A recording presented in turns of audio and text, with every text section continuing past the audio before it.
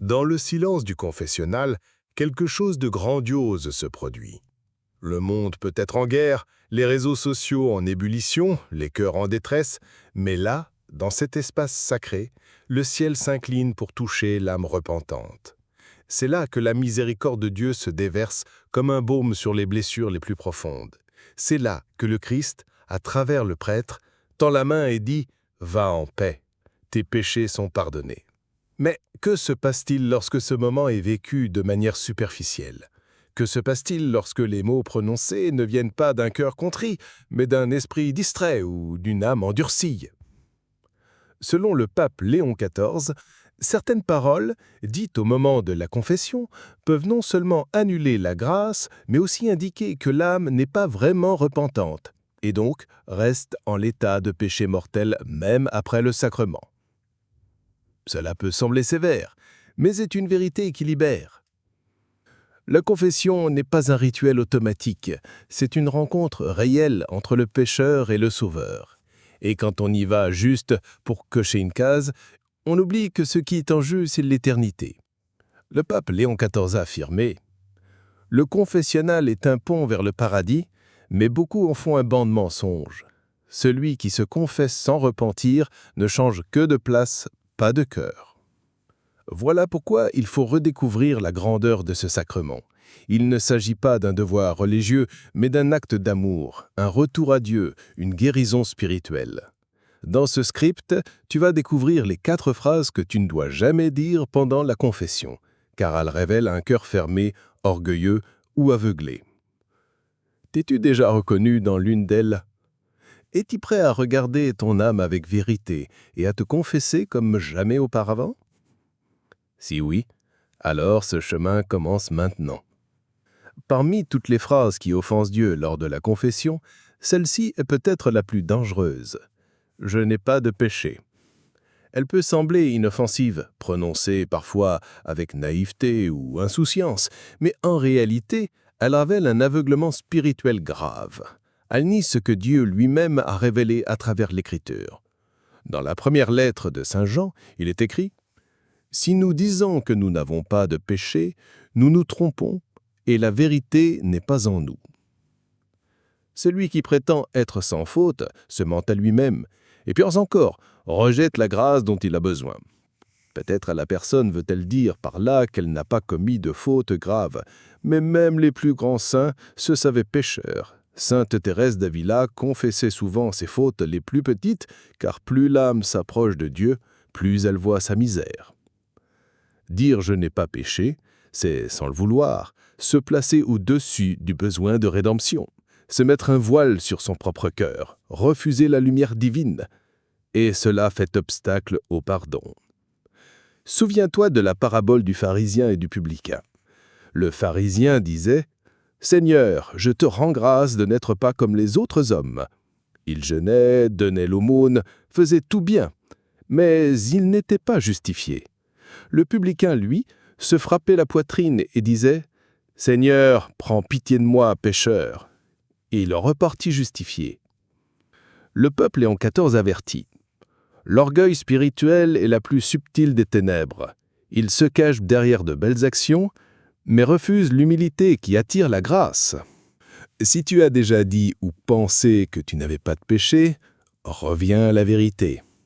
Demande à l'Esprit Saint de t'éclairer, car la première étape d'une bonne confession, c'est de reconnaître sincèrement « Seigneur, j'ai besoin de ton pardon ». Une autre phrase, souvent dite avec insouciance, mais lourde de conséquences spirituelles, est « ce n'était pas si grave ». Elle semble inoffensive, presque banale, mais elle trahit une réalité plus profonde, celle du relativisme moral. Une tentation moderne qui cherche à atténuer le poids de la faute en fonction des émotions, des circonstances ou des tendances de la société. Dans cette logique, les péchés deviennent de simples erreurs. Les fautes grains sont réduites à des maladresses. L'âme n'est plus guidée par la lumière de Dieu, mais par l'opinion du monde. Et ce glissement, insidieux, affaiblit la conscience, endort le cœur et éloigne de la conversion. Le catéchisme de l'Église catholique enseigne « Le péché est une offense à Dieu. Il se dresse contre lui dans une désobéissance contraire à son amour. » Minimiser un péché, c'est minimiser l'amour trahi. C'est dire à Dieu « Je t'ai blessé, mais ce n'est pas important. » Le pape Léon XIV met en garde. Celui qui excuse son péché avec légèreté construit une muraille entre sa bouche et la miséricorde. Le pardon n'entre que dans les cœurs qui pleurent leurs fautes. Prenons un exemple concret. Une personne qui dit en confession, presque en riant, « Oui, j'ai menti, mais c'était un petit mensonge, rien de grave. » Mais si ce petit mensonge a blessé la réputation de quelqu'un, a trahi une confiance ou semé le doute, alors il porte des conséquences réelles. Même un péché véniel, s'il est volontairement ignoré ou justifié, endommage l'âme. Le publicain dans l'Évangile n'a pas comparé ses fautes à celles des autres, il ne les a pas relativisées. Il les a offertes à Dieu dans un cri sincère de miséricorde. C'est cela que le Seigneur attend. Un cœur brisé, humble, qui ne cherche pas à s'excuser, mais à être purifié. Toi aussi, choisis la vérité. Dis à Dieu ce que tu as fait, sans chercher à minimiser, et tu verras la puissance de sa miséricorde te restaurer. Il y a une phrase qui, bien qu'elle semble sincère, cache une profonde résignation spirituelle. « Je recommencerai sûrement. » Ceux qui prononcent cela dans le confessionnal croient souvent qu'ils sont humbles ou réalistes. Ils pensent montrer à Dieu qu'ils connaissent leurs faiblesses. Mais en vérité, cette phrase trahit un cœur qui a renoncé à la grâce, qui doute du pouvoir de Dieu de le transformer. Le sacrement de réconciliation n'est pas un cycle sans fin de chute et de pardon automatique. C'est un chemin de guérison, de lutte contre le mal et surtout de confiance que Dieu peut nous relever. Dire « je vais pécher encore », comme si c'était inévitable, c'est refuser l'espérance, c'est priver la confession de sa force régénératrice. Saint Paul affirme « là où le péché a abondé, la grâce a su abonder ». Donc ce n'est pas la chute qui définit l'âme, mais le combat, la volonté de se relever, la confiance que la grâce de Dieu est plus forte que nos chaînes. Le pape Léon XIV enseigne. Celui qui confesse, en prévoyant de rechuter, déjà a éteint la flamme de l'espérance. Il n'a pas la contrition, mais l'habitude. Et Dieu ne peut entrer dans une âme résignée au mal. Le véritable repentir inclut une décision, celle de ne pas recommencer. Même si tu sais que ta faiblesse est grande, même si tu es tombé 1000 fois, ce que Dieu attend, c'est un cœur qui croit encore qu'il peut changer, qu'il peut vaincre par la force du Christ. Alors, au lieu de dire « je recommencerai sûrement », dis plutôt « Seigneur, sans toi je ne peux rien, mais avec toi, je veux lutter pour rester debout. » Cette décision sincère, même imparfaite, attire des torrents de miséricorde sur ton âme. Il y a une erreur qui, bien que silencieuse, crie aux oreilles de Dieu, celle de cacher délibérément un péché mortel en confession. Ce geste, souvent enveloppé dans la honte, la peur ou la confusion, devient un acte de rébellion déguisée. Celui qui, volontairement, se tait face à son péché grave ne reçoit pas le pardon, mais accumule un second péché, le sacrilège. Le catéchisme de l'Église catholique est clair et sans équivoque. Celui qui est conscient d'un péché grave doit recevoir le sacrement de la réconciliation avant de communier. CEC 138.5. Et plus loin, celui qui veut obtenir la réconciliation avec Dieu et avec l'Église doit confesser à un prêtre tous les péchés graves dont il se souvient après un examen de conscience attentif. COC 193. Cela signifie que, même si tu confesses d'autres fautes, si tu gardes le silence sur un péché grave en pleine conscience, tu ne reçois pas l'absolution. Tu peux sortir du confessionnal en pensant être en paix, mais ton âme reste enchaînée et la grâce ne t'a pas touché. Pourquoi cette exigence semble-t-elle si rigoureuse? Parce que le sacrement de la confession est un acte de vérité totale. Dieu, qui connaît déjà tous tes péchés, attend seulement que tu les lui offres librement, avec sincérité. En cachant un péché grave, tu refuses à Dieu l'accès à ta plaie la plus profonde. Tu bloques la lumière, tu restes dans les ténèbres. Saint Alonpho de Ligorie disait « Un seul péché mortel non confessé volontairement détruit tout le fruit du sacrement. » Le pape Léon XIV, dans une exhortation aux prêtres, déclarait avec gravité « Le péché non dit, lorsqu'il est gardé par orgueil ou peur, devient une prison intérieure. Et aucun prêtre ne peut briser cette chaîne si l'âme ne donnait pas la clé, la vérité. » Mais il est important de faire une distinction. Ne pas se souvenir d'un péché n'est pas un mensonge. Si après un examen honnête de conscience, tu oublies sincèrement un péché, celui-ci est couvert par la miséricorde de Dieu. Mais si tu te rappelles et choisis de le taire, alors c'est une autre histoire. Souviens-toi, Dieu n'attend pas que tu sois parfait, mais que tu sois vrai. Il ne demande pas des mots beaux ou pieux, mais la nudité de ton cœur blessé. C'est là qu'il agit, c'est là qu'il guérit. Ne crains pas d'avouer ce qui te fait honte, car plus grande est la faute, plus grande est la joie de Dieu quand tu la lui rends. Et le ciel se réjouit plus pour un seul pécheur repenti que pour 99 justes. Il y a aujourd'hui une confusion croissante dans l'âme de nombreux fidèles. Certains entrent dans le confessionnal non comme des pécheurs en quête de pardon, mais comme des personnes qui veulent simplement parler. Ils transforment alors la confession en une séance psychologique en racontant leur vie, leurs blessures, leurs émotions, mais sans jamais nommer clairement leurs péchés. Le prêtre est d'abord un ministre du Christ, pas un thérapeute. Il peut écouter avec amour, avec patience, avec miséricorde, mais dans le sacrement de la réconciliation, il agit en nom du Christ pour absoluer tes fautes, pas pour consoler, ou donner des conseils humains sur tout et n'importe quoi. Cette erreur peut sembler inoffensive, mais elle est spirituellement grave. Car si tu ne confesses pas tes péchés, tu n'es pas réellement réconcilié. Tu peux sortir du confessionnal en pensant être en paix, mais ton âme reste enchaînée et la grâce ne t'a pas touché. Le catéchisme nous éclaire fermement. La confession individuelle et intégrale des péchés graves, suivie de l'absolution, demeure le seul moyen ordinaire par lequel un fidèle conscient d'un péché grave est réconcilié avec Dieu. CEC 197. Autrement dit, ce n'est pas en parlant de ton passé, de ta tristesse, de tes combats intérieurs que tu es pardonné, mais en nommant avec humilité et clarité les actes concrets qui ont offensé Dieu. Le pape Léon XIV rappelait dans une catéchèse « Le péché non dit, lorsqu'il est gardé par orgueil ou peur, devient d'une prison intérieure, et aucun prêtre ne peut briser cette chaîne si l'âme ne donne pas la clé, la vérité. » Bien sûr, tu peux dire une ou deux phrases sur le contexte, sur tes faiblesses, sur les raisons qui t'ont conduit à pécher, mais n'oublie jamais, le centre de la confession, c'est le péché, pas l'émotion. C'est l'acte, pas l'intention. Ne transforme donc pas ce sacrement si saint en simple espace d'écoute. Ne cherche pas à fuir ta vérité derrière de longs discours. Rentre dans le confessionnal comme un pauvre qui tend la main, et Dieu, qui est riche en miséricorde, viendra combler ton âme. Dans le silence du confessionnal, là où l'âme s'ouvre à la miséricorde divine, un drame invisible se joue parfois, celui de l'omission volontaire. Il ne s'agit pas d'un oubli accidentel, mais d'une décision consciente, ne pas dire un péché grave. Peut-être par peur du jugement, peut-être par honte, ou simplement par orgueil spirituel.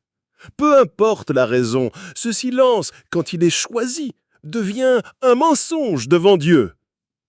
Le catéchisme de l'Église catholique ne laisse aucune ambiguïté. Le fidèle est tenu par l'obligation de confesser en nombre et en espèces tous les péchés graves dont il a conscience après un examen sérieux. Omettre volontairement un péché mortel rend la confession invalide, oui, même si tout le reste a été dit avec sincérité. C'est comme laver une plaie sans toucher à l'infection centrale. Tout semble propre, mais le poison demeure.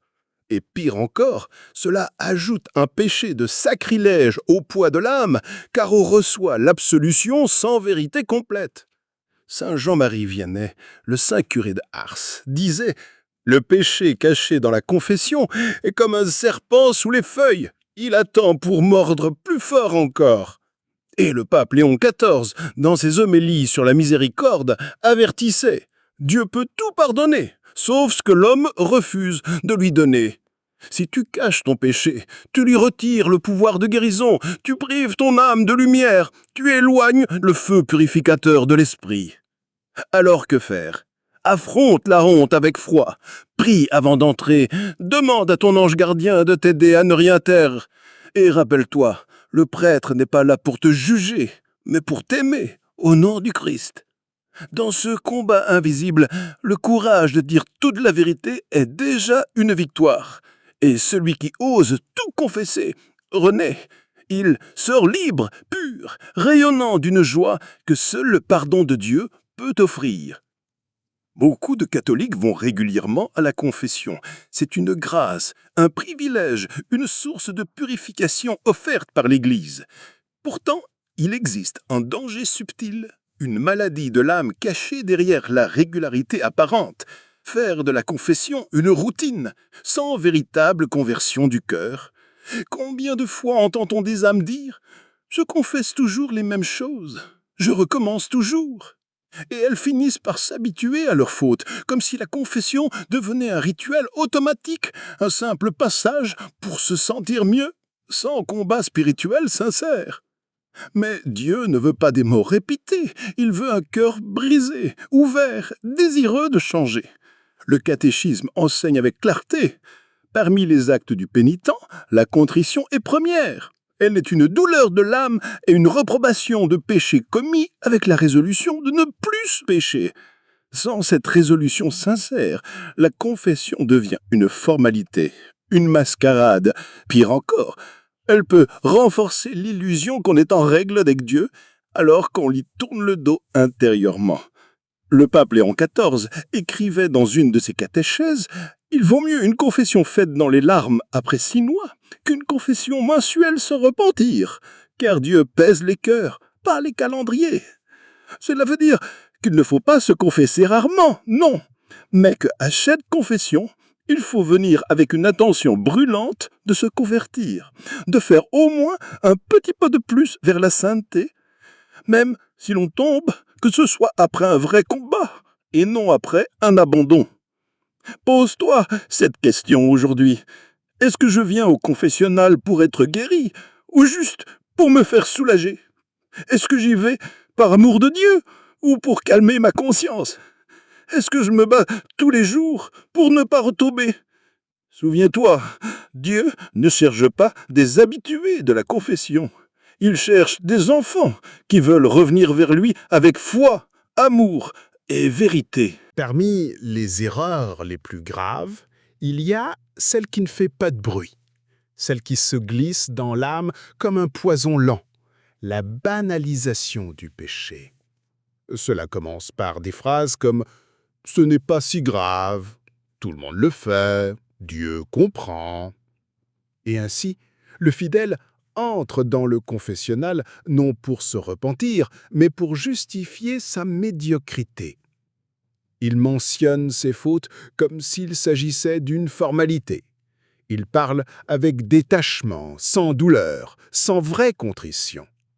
Il finit par croire qu'il n'a rien de sérieux à se reprocher, alors que son âme est paralysée par le péché devenu banal. Mais Jésus dit dans l'Évangile « Celui qui est fidèle dans les petites choses est aussi fidèle dans les grandes. Et celui qui est injuste dans les petites choses l'est aussi dans les grandes. » Luc 16, 10. Minimiser ses péchés, c'est refuser la lumière. C'est dire à Dieu « Je sais mieux que toi ce qui est mal. » Saint Augustin avertissait « Il n'y a pas de péché petit, car il offense un Dieu infini. » Et le pape Léon XIV, dans une homélie sur la conscience, proclamait « Une âme qui excuse son péché est une âme qui a éteint la voix de Dieu en elle. » Minimiser ses fautes, c'est aussi refuser de grandir. Comment le médecin peut-il guérir ce que le malade refuse de reconnaître? La grâce ne peut agir pleinement que là où la vérité est reconnue et l'humilité assumée. Quand tu entres en confession, ne cherche pas à te faire passer pour presque bon, sois vrai. Dis ce que tu es. Dis ce que tu as fait, même si cela semble petit. Car ce sont souvent les petites fissures qui font s'écrouler les murs d'une vie spirituelle. Et rappelle quoi? Un seul péché, pleinement confessé avec le cœur, vaut mieux que 100 confessions superficielles. Car Dieu regarde le cœur brisé, et il y verse son pardon avec une tendresse que tu n'imagines pas.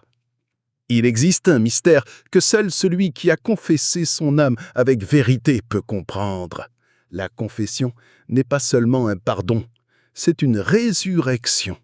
Oui, celui qui entre brisé en ressort renouvelé. Il est recréé par la miséricorde. Le sacrement de la réconciliation n'est pas un acte administratif, c'est une œuvre divine, un acte où Dieu agit en profondeur. Le prêtre n'est pas un fonctionnaire du pardon, il est le canal vivant de la tendresse du Père, celui que Jésus a mandaté en disant « Ceux à qui vous remettrez les péchés, ils leur seront remis ». Jean 20, 23. Quand tu confesses tout avec humilité, Dieu te libère du poids invisible que tu portais parfois depuis des années. Il efface le péché, mais il fait plus. Il rétablit ton identité d'enfant bien-aimé. Il restaure ton cœur, il refait ton âme. Comme dit saint Paul, « Si quelqu'un est dans le Christ, il est une créature nouvelle. » 2 Corinthiens 5, 17. Mais cette recréation ne vient pas par magie, elle vient par la vérité, par le regret sincère et par le désir réel de changer de vie. Sans cela, le pardon devient un automatisme et la grâce est bloquée. Le pape Léon XIV, dans sa lettre pastorale sur le renouvel spirituel, écrivait « Chaque confession est une Pâque personnelle. Celui qui entre avec la croix de ses fautes en ressort avec la lumière du ressuscité. » Alors, ne crains plus la confession, ne la fuis plus. Approche-toi avec foi, avec vérité, avec espérance. Ce n'est pas un tribunal, c'est une salle d'opération de l'âme. Ce n'est pas un jugement, c'est une étreinte.